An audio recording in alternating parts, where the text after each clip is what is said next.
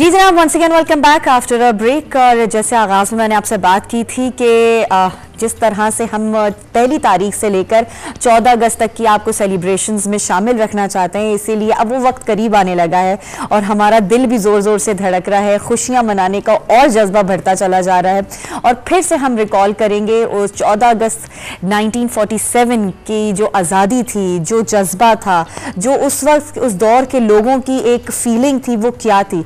वो जाहिर सी बात है हम महसूस कर सकते हैं, लेकिन वही चीज़ जो उनके साथ गुजरी है, उन्होंने कितनी मुश्किलात का सामना किया, जिस तरह से उन्होंने अपनों की कुर्बानियाँ दी, खुद भी कुर्बानियाँ दी और उसके बाद हमें ये आज़ाद मुल्क मिला, तो ये अल्लाह ताला की एक बहुत बड़ी और ख़ूबसूरत नेमत है।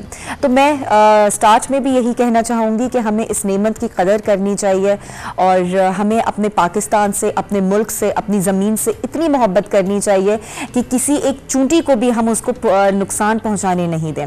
और ये जोश और जज्बा वाकई जो नज़र आता है वो वाकई सच है, क्योंकि हमारी नौजवान नस्ल में भी अभी भी वो जज्बा बाकी है कि कोई अगर अपने मुल्क की उनके सामने कोई अगर बुराई करता है तो खून खौल उठता है। आज भी हमारा यही जज्बा, हमारी मोहब्बत का हम आगे लेकर चलेंगे।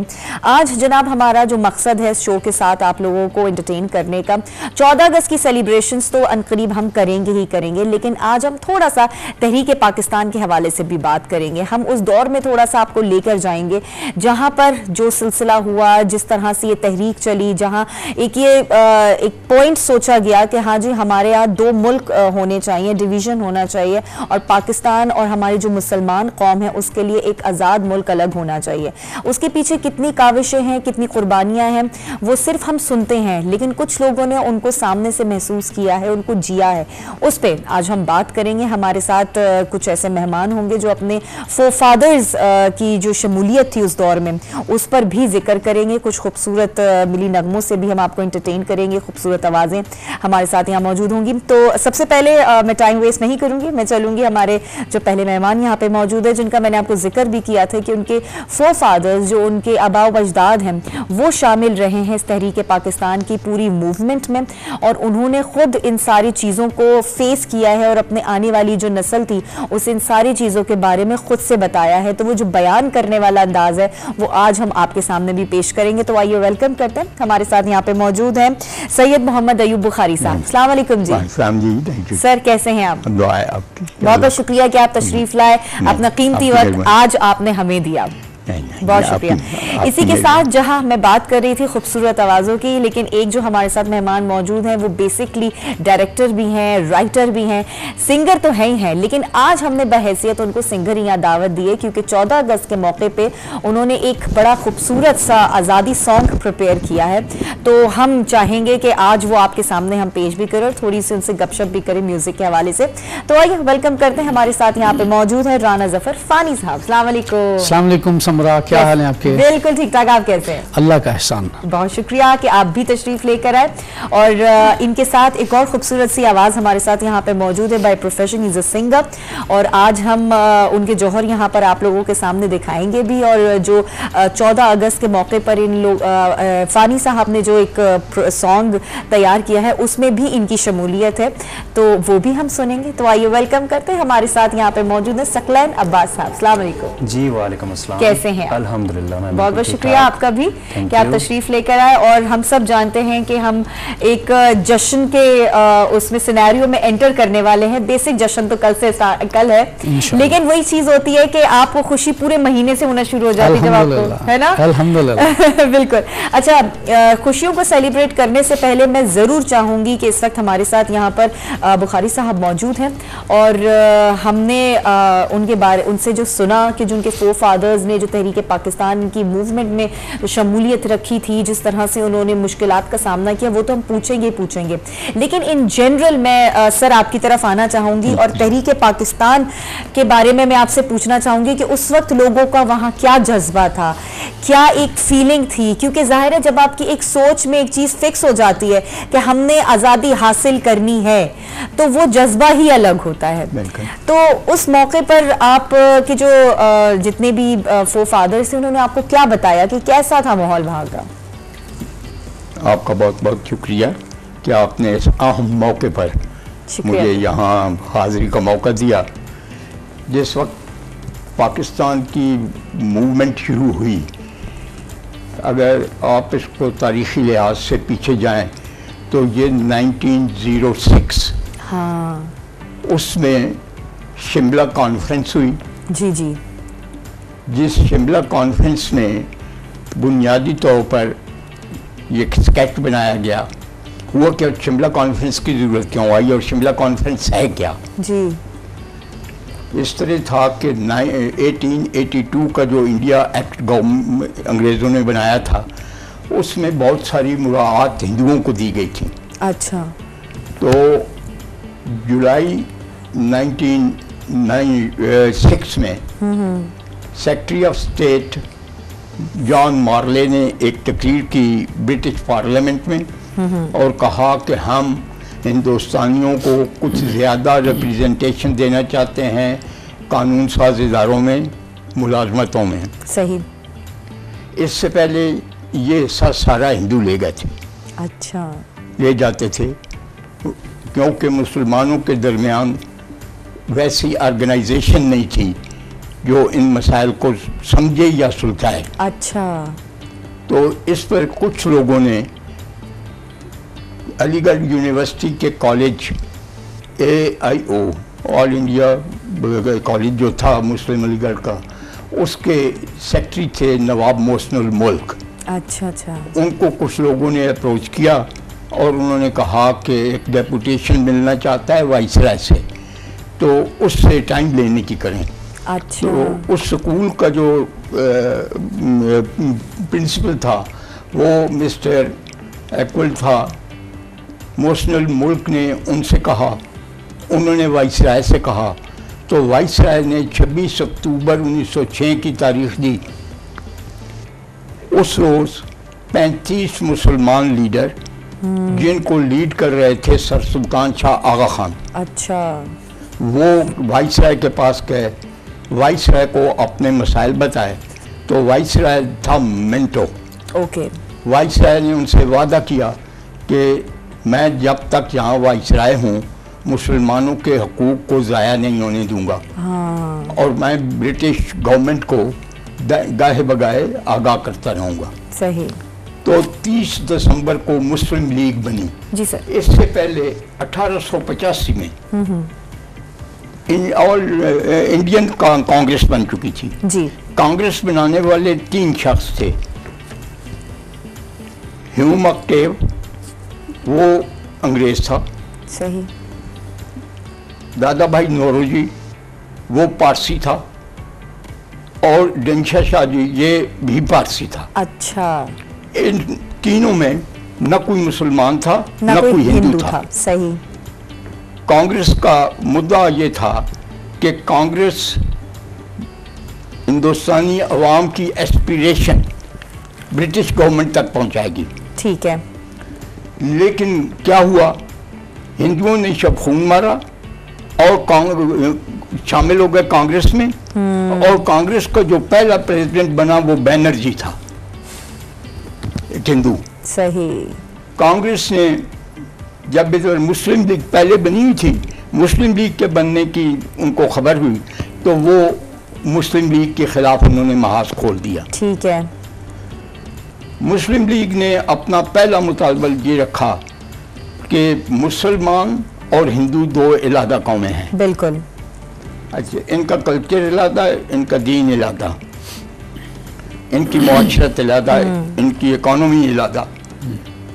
कांग्रेस ने इसके खिलाफ ये कहा कि ये जो मुसलमान हैं यहाँ इंडिया में, ये इनकी ओवरवेलमिंग मेजॉरिटी हिंदुओं से मुसलमान हुए हैं, लिहाजा थोड़े से अरब, थोड़े से तुर्क, थोड़े से पठान, ये मुसलमान जो हैं इनके आबाओ अजदाद हिंदू नहीं हैं, बाकी सारे जो मुसलमान हैं इनके आबाओ अजदाद हिंदू हैं, लिहाजा हम इनको रिप्रेजेंट करते हैं, आप रिप्रेजेंट नहीं करते। अच्छा। ये तगोदो शुरू हुई।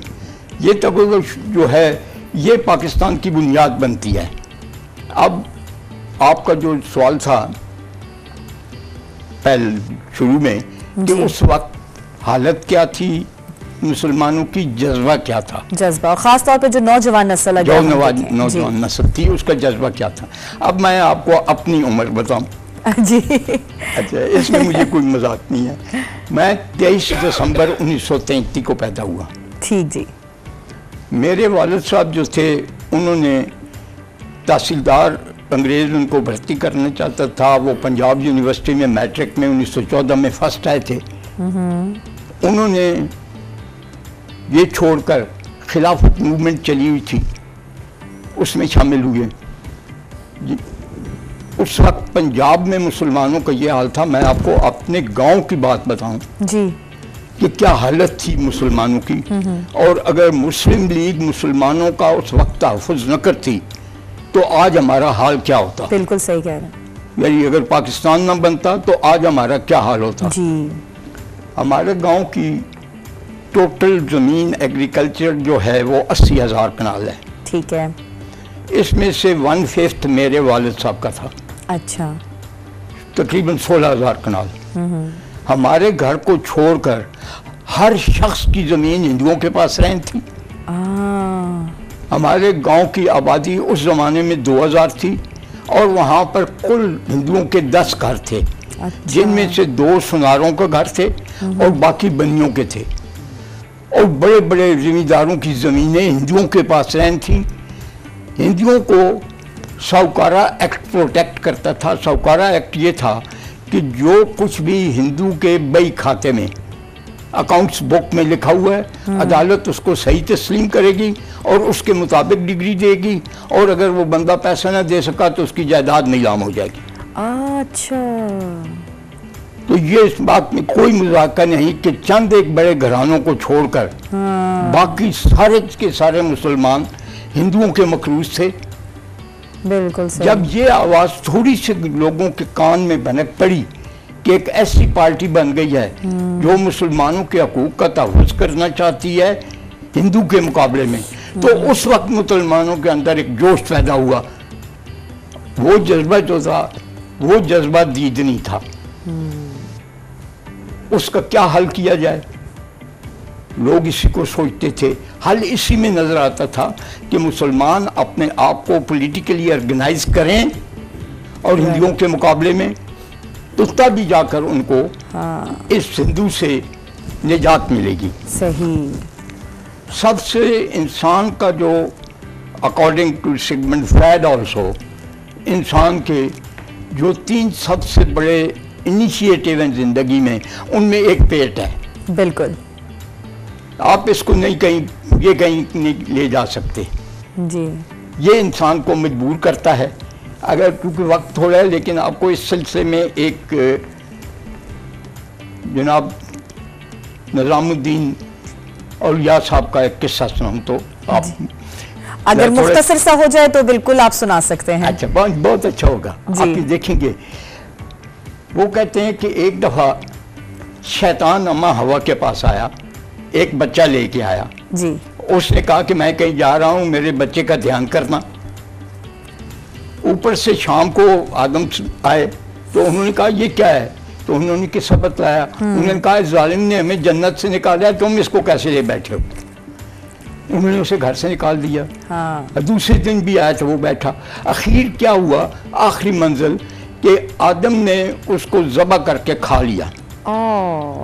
जब वो उसके पेट में पहुंचा हाँ। तो उसने कहा कि मेरा नाम खन्नास है, मैं यहीं आना चाहता था, यहाँ तुम खुद मुझे ले आए हो। देखें तो ये पेट जो है ये खन्नास है। ये इंसान को कहीं ले जा सकता है। और जिस वक्त हिंदू बनिया का मुसलमान मकरूज हो गया तो उसकी क्या हालत थी। इसलिए मुसलमानों ने भी ये जज्बा उनके अंदर आया। इसी असना में एक बहुत गलत बात नेहरू ने कर दी। नेहरू के बारे में कांग्रेस ये कहती थी कि नेहरू जो है ये गांधी से लेता है और गांधी खुदा से लेता है, और वो खुदा की बात हम तक नेहरू पहुंचाता है।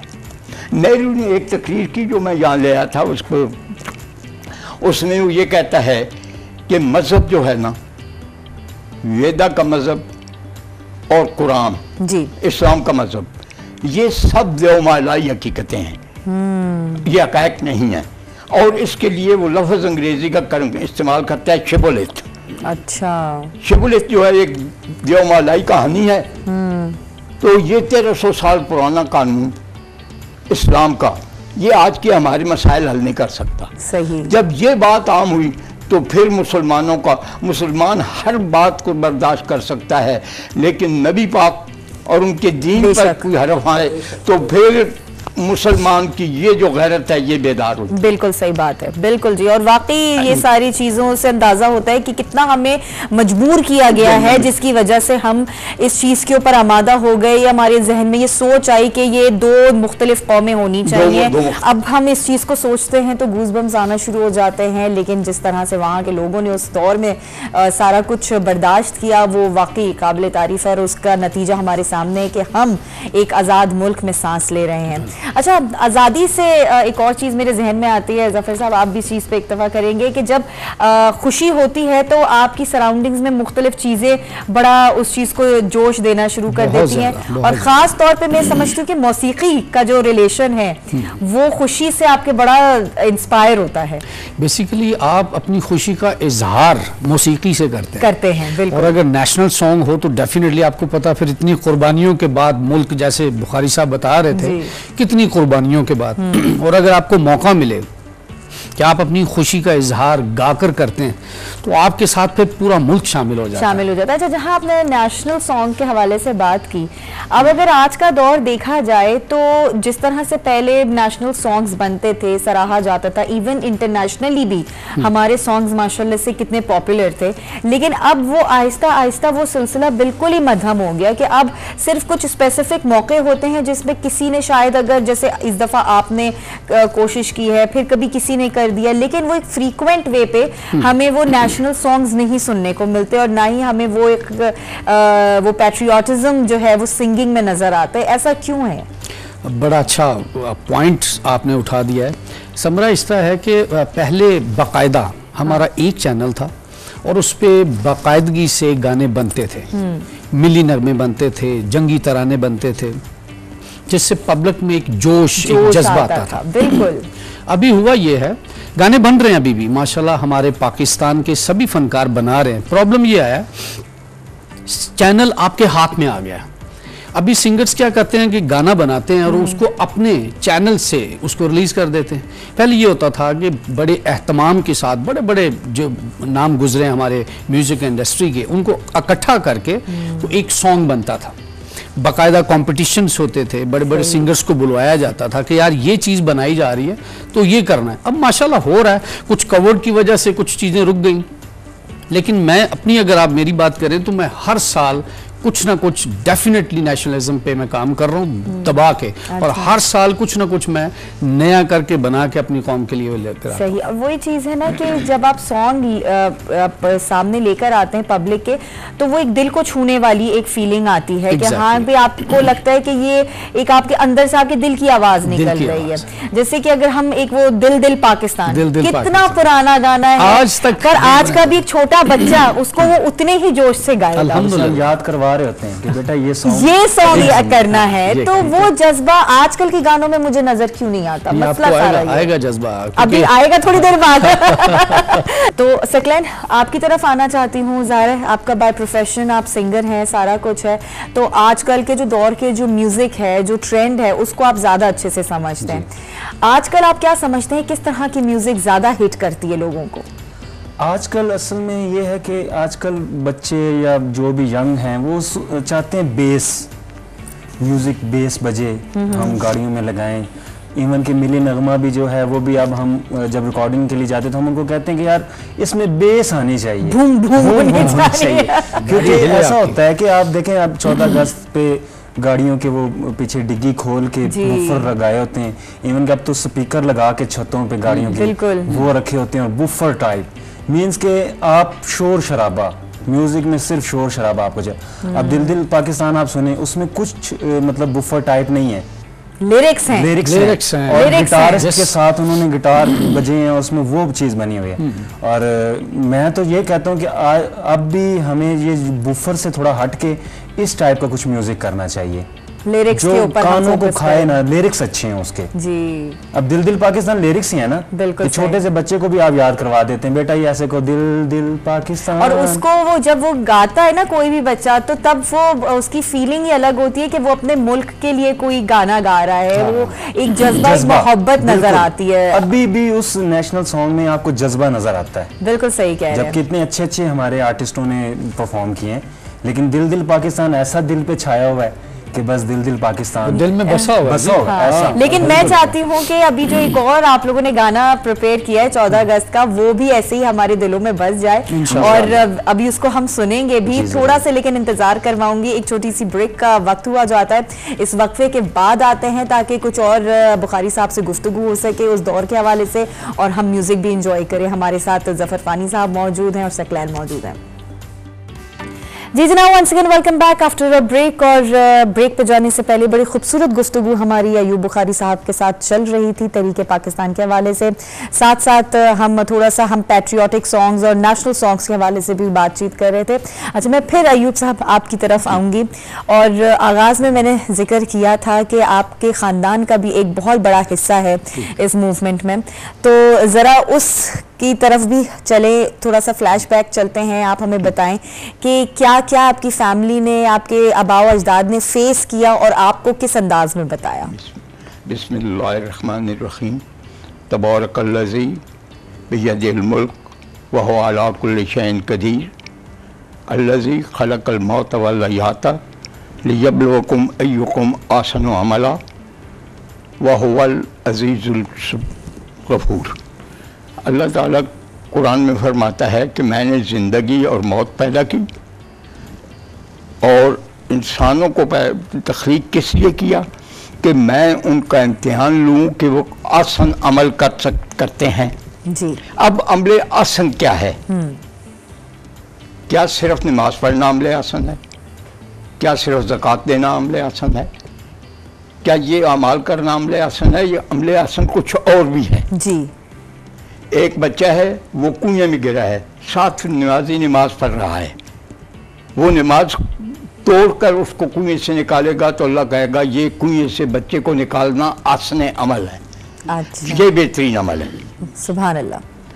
तो अब एक कौम फंसी हुई है गुलामी में, अंग्रेज की गुलामी, हिंदू की मक्कारी। अब इस कौम को निजात दिलाना इन 2 गुलामियों से, ये अमले आसन है, या सिर्फ एक मदरसा खोल लेना जी, वो अमले आसन है? बिल्कुल। अमले आसन मुसलमानों को साम्राज्य और मकरो फरेब से आज़ाद कराना है। आपने ये कहा था कि इनके कौन कौन सी रुकावटें थीं। मुस्लिम लीग ने जब पाकिस्तान बनाने की ठानी तो सिर्फ अंग्रेज और हिंदू उसके मद्दे मुकाबले मुखालिफ नहीं थे, यानी इसके साथ भी उन लोगों ने अपनी अक्लोदानी से जंग लड़ी। वाकई दुश्मनों की कमी नहीं थी, एक बाकी से एक दुश्मनों की कमी नहीं थी। सही। अब पंजाब की मैं जनाब से अर्ज करूं, पंजाब की हालत ये थी कि पंजाब में यूनियनिस्ट पार्टी की हुकूमत थी और कायदे आज़म लाहौर आना चाहते थे, तो उनको किसी ने मशवरा दिया कि लाहौर न जाना, वहां आपका काली झंडियों से इस्तेकबाल होगा। इस असना में सिकंदर याद खान वज़ीर आज़म थे पंजाब के। 1935 के एक्ट के तहत सूबे के वज़ीर आला को वज़ीर आज़म कहा गया है, क्योंकि इंडिया का वज़ीर आज़म तो लंदन में था जी। ये सिकंदर आज़म थे, सिकंदर याद खान पंजाब के वज़ीर आज़म थे। इन्हें इनके सलाहकारों ने, जिनमें नवाब मुजफ्फर खान, मियाँ मकबूल जी, राजा गजनफर अली खान, बैरिस्टर सरदार अहमद बख्श खान, इन लोगों ने सिकंदर हयात खान को इस बात पे मायल किया कि वो कायदे आज़म के साथ जाएं। जी। सरदार अहमद बख्श खान और मेरे वालिद साहब और सरदार अहमद बख्श खान के दूसरे भाई सरदार मोहम्मद अकबर खान, जी, ये भाइयों की तरह थे। अच्छा, ये भी उस मशवरे में उनके साथ शामिल, उनके साथ यानी जो किचन कैबिनेट थी जी, उसमें ये लोग भी शामिल थे। ठीक। मेरे वालिद साहब इससे पहले नौकरी छोड़कर तहसीलदारी 1919 खिलाफत मूवमेंट में शामिल हुए। उनके साथ उनके दोस्त सरदार मोहम्मद अकबर खान भी खिलाफत मूवमेंट में शामिल हुए। ये मेरे वालिद साहब ने खिलाफत मूवमेंट में शामिल होकर जी,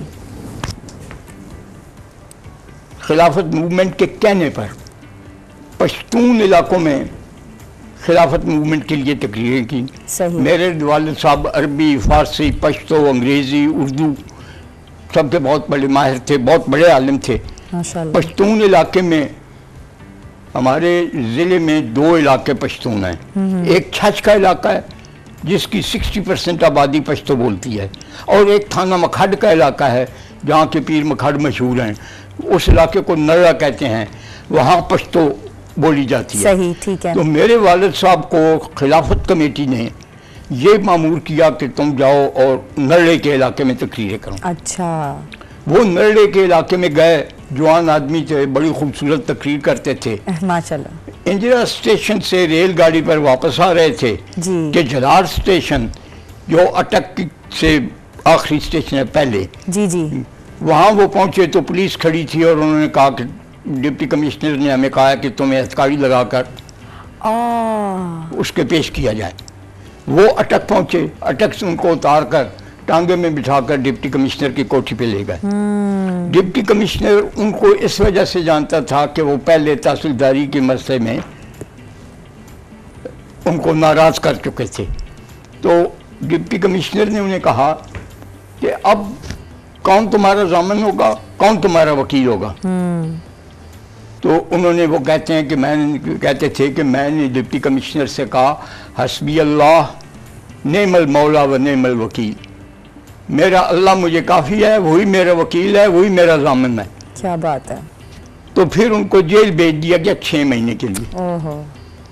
उन्होंने जेल काटी, जेल काट कर वापस आए तो हमारी दादी अम्मा, जिनको हम सब लोग माँ जी कहते थे, जी, उन्होंने अपनी माँ से कहा कि मैंने खिलाफत कमेटी को जान का तो दिया नजराना, अब मैं उनको चंदा भेजना चाहता हूँ। अच्छा। तो अल्लाह के फजल से हमारी माँ जी बड़ी सुगड़ थी, उन्होंने अपने डोले से चांदी के पैसे, रुपया होता था, एक तोला चांदी का 1 रुपया होता था। हाँ। उन्होंने 200 रुपया निकाला, वो 2.5 किलो बना। अच्छा। हाँ जी, उन्होंने उन्हें थैली बना कर दी जी, वो उन्होंने अपने दूसरे दोस्त सरदार मोहम्मद अकबर खान को दी। वो भी जा रहे थे, वो बहुत बड़े लैंडलॉर्ड थे, वो भी खिलाफत कमेटी में इनके साथ शामिल थे। वो बॉम्बे जा रहे थे तो उन्होंने कहा कि मेरी ये अमानत भी ले जाओ, वहाँ पहुँचा दो, वहाँ पहुँचा दो। तो वहाँ वो पहुँची और उसकी रसीद ने मौलाना शौकत अली ने वालिद साहब को ये ख़त लिखा।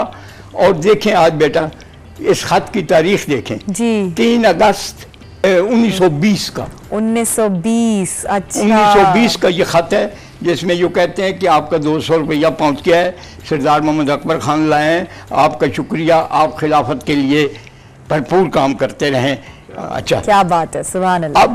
अब सरदार मोहम्मद अकबर खान जो इनसे बड़े लैंडलॉर्ड थे, उन्होंने नहीं बतलाया कि वो क्या लेकर जा रहे हैं, लेकिन वो भी कम अज़ कम, जैसे मेरे वालिद साहब की 16,000 कनाल ज़मीन के थे मालिक, और वो 1 लाख कनाल ज़मीन के मालिक थे। सही।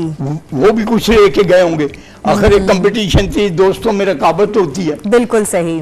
अच्छा, कैदें भी काटी, ये काम भी किए, एक मेरे वालिद ने नहीं किए, बिल्कुल, सारे में बहुत से मुसलमानों ने किए। बिल्कुल। और खिलाफत कमेटी जो थी, इसने मुसलमानों में बेदारी पैदा की। जी, अब मुस्लिम लीग को, इसके सरबराह थे मोहम्मद अली जौहर साहब। सन 29 में उन्होंने कांग्रेस छोड़ी, मुस्लिम लीग में शामिल हुए, और पहली गोल मेज कॉन्फ्रेंस उन्होंने मुस्लिम लीग की तरफ से अटेंड की। अच्छा, अब कायदे आजम के लिए जब ये बातें हो गई, मोहम्मद अली जौहर भी आ गया, खिलाफत कमेटी भी आ गई और सिकंदर हयात भी आ गया। सही। तो अब मुस्लिम लीग का जोर जो था वो दीदनी था, उस जमाने में जो जोश था, और उस जोर के बदले में के नतीजे में पाकिस्तान बना। हम छोटे छोटे बच्चे थे जब पाकिस्तान बना, बिल्कुल, हम झंडियाँ उठाकर जुलूस निकालते थे। एक आपको दिलचस्प बात बताएं, फिर जैसे आपका प्रोग्राम है जी। अच्छा, हमारी एक मासी थी घर में काम करने वाली, उसका नाम था अतर निशा।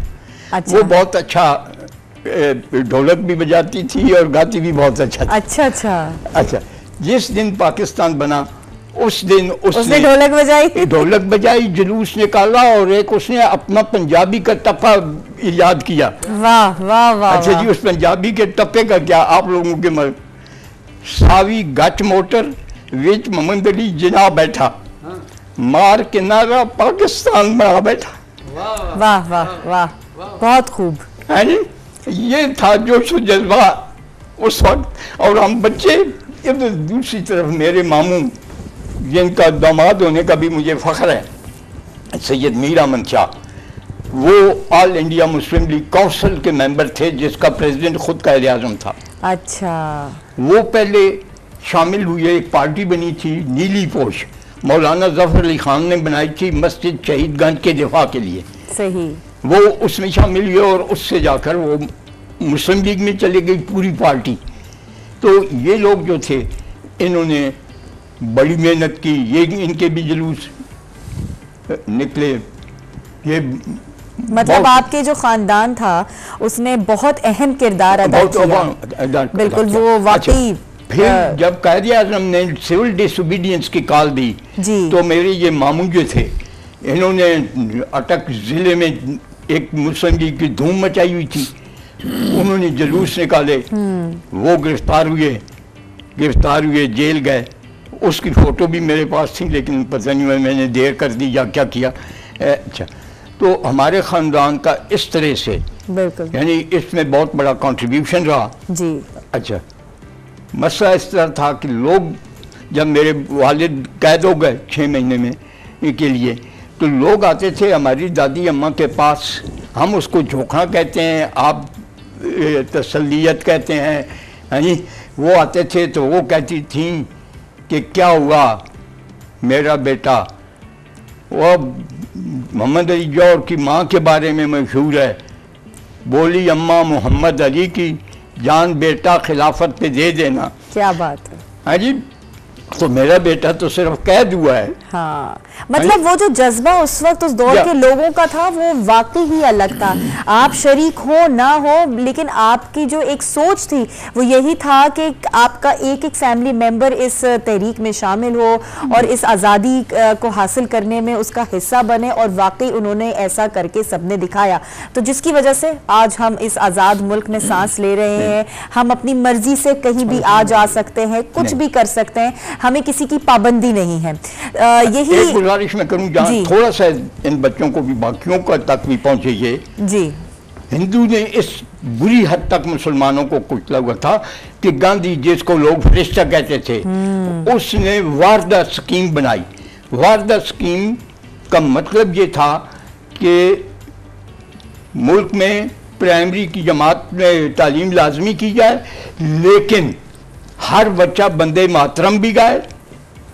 अच्छा, और हिंदी को जबान करार दिया जाए तालीम की, उर्दू को निकाला जाए। और जब वो स्कूलों में पहुंची तो वहाँ क्या हुआ, हिंदू स्कूलों में ये हुक्म आ गया कि गांधी की तस्वीर को हर बच्चा बो करे, खा वो मुसलमान है खा हिंदू है। सही, देखें जी, यानी ये हालात थे। हर तरह से हमें वो सप्रेस करने की कोशिश की जा रही थी कि मुसलमान जो है वो अपना वजूद ही खो दे। बिल्कुल सही। अच्छा, मैं जरूर सर, आप यहाँ पर इस वक्त मौजूद हैं और जो गुफ्तगू चल रही थी उसके मैं जरूर चाहूंगी कि कोई एक आध अच्छी सी दुआ भी आप हमारे लिए करें कि जो जज्बा उस दौर में था वो आज भी कायम दायम रहे, वही हमारी जो नौजवान नस्ल है उसके अंदर अपने मुल्क से मोहब्बत का जो इजहार है वो कायम रहे, और जो आपके दिल में हो आप कहना चाहें। एक मेरी मस्ती का अल्लाह से इल्तिजा है अल्लाह आप लोगों को, हमारी आइंदा वाली नस्लों को बिस्मिल्लाहिर्रहमानिर्रहीम अल्लाहुम्मा अंता आलिमुन बिसराइरिना फ़अस्लिहा। ऐ अल्लाह तू हमारे मसाइल से आगाह है, इनकी इस्लाह फरमा। अल्लाहुम्मा अंता आलिमुन बिअदाइना फ़अलिकुम। अल्लाह तुम्हें आपको पता है कि हमारे दुश्मन कौन कौन से हैं, हम किन किन दुश्मनों में गिरे हुए हैं, उन सब को तबाह कर। अल्लाह हमारी मईशत को संभाला दे। अल्लाह हमारी मुल्क कौम के अंदर, नौजवानों के अंदर जज्बा वादत, जज्बा मिल्लत, जज्बा अबुल वतनी को कायम दायम रख, उजागर फरमा। अल्लाह हमें ये हिम्मत दे कि हम इन मुश्किलात से नबर्द आज़मा हों और आपके दीन की हिफाजत के लिए जैसे हमारे आबा अजदाद ने ऐद किया था उसको पूरा करें। अल्लाह हमारे इन इदारों को, बिलखसूस ये ATV जो काम कर रहा है, इन लोगों को और हिम्मत दे कि वो इस काम को और बेहतर तरीके से निभाएं। हर शख्स अपने अपनी जगह पर पाकिस्तान का मुहाफ़िज़ हो, पाकिस्तान का सिपाही हो, पाकिस्तान का खादिम हो। किसी किस्म के सियासी इख्तिलाफात हमारी हुब्बुल वतनी के रास्ते में आड़े ना आए। अल्लाहुम्मा सल्ली अला मुहम्मद। आमीन आमीन। सुभान अल्लाह सुभान अल्लाह। बहुत शुक्रिया अय्यूब साहब आपका, बहुत ही खूबसूरत दुआ भी रही और सबसे खूबसूरत तो ये तस्करा था जो हमने उस वक्त के, उस दौर का किया, उन लोगों का किया। और बस दुआ हमारी तरफ से भी यही है कि जो आपके वहाँ आबा अजदाद की जो कुर्बानियाँ थी, जो मेहनत थी, जो मुश्किलात का सामना करके उन्होंने हमारे लिए आज़ादी हासिल की, उसकी हमें भी कदर उतनी ही रहे, हम अपने वतन से उतनी ही मोहब्बत करें। आगे बढ़ेंगे और जहाँ इतनी गुफ्तगू चल रही है और नगमों के हवाले से भी बातचीत चल रही थी, तो मैं ज़रूर चाहूँगी कि फ़ानी साहब अब वो वक्त आ गया है कि वो जो 14 अगस्त के मौके पर आपने जो एक आज़ादी का सॉन्ग प्रिपेयर किया है, आप दोनों ने मिलके किया है।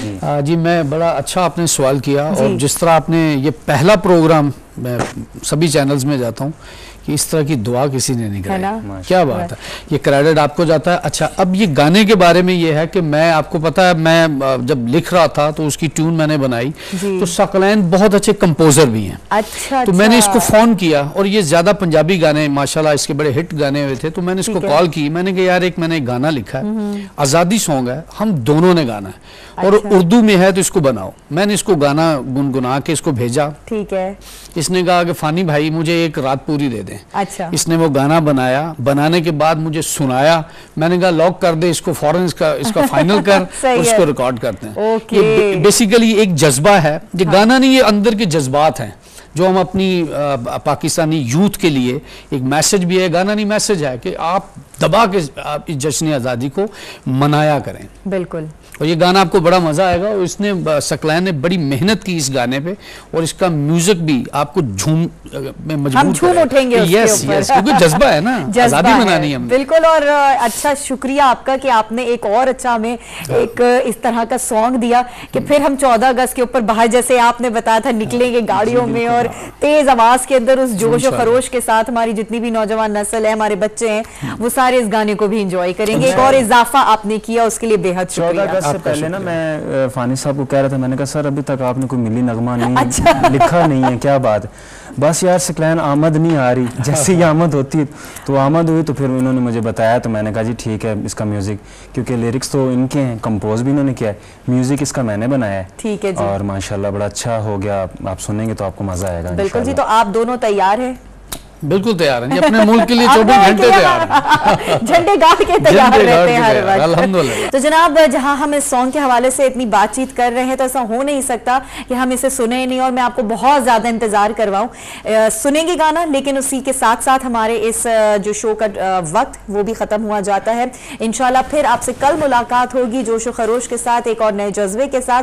फिर इसी के साथ आपसे इजाजत भी लेती हूँ, लेकिन आप लोगों ने जाना नहीं है, इस सॉन्ग को सुनने के बाद जाइएगा।